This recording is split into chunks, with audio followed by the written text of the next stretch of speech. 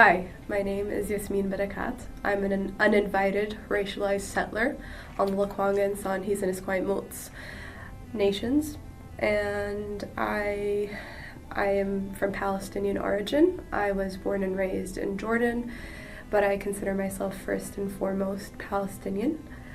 I arrived on January 1st, 2024, here in so-called Canada, Turtle Island, and I was asked to identify 3 things that I'd like to include in my profile, and I couldn't help but think that first, I am an Indigenous Palestinian, and that has consistently impacted who I am throughout my life. Second, I'm lesbian. I have constantly tried to define and identify what it means to be a woman, but I really consider myself gender fluid.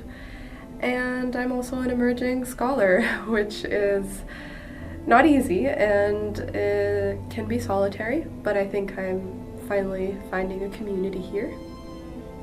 I guess what has been my most significant challenge is, as I've said, culture shock. As a Palestinian in the midst of an ongoing genocide and the unwanted and unwarranted attention that this brings with, navigating the scholarly world, so navigating the queer community and navigating the queer Arab community has been quite difficult. Being a person of color, not fitting in, and I think that's really due to the stereotypes and the preconceived notions of what it is to be a person of color, what it means to be an Arab, what it means to be a Palestinian, and what it means to be queer.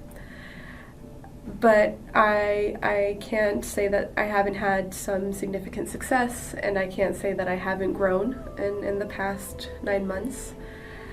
I guess my growth has primarily stemmed from academic settings. I can't say it's the only growth because I think they're intertwined, and I think I've experienced my first success really by allowing myself to take an Indigenous leadership course.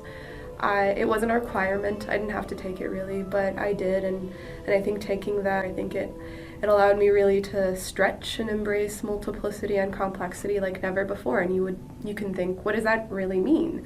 And to me, it was basically allowing myself to see myself beyond the labels that I'd initially put myself.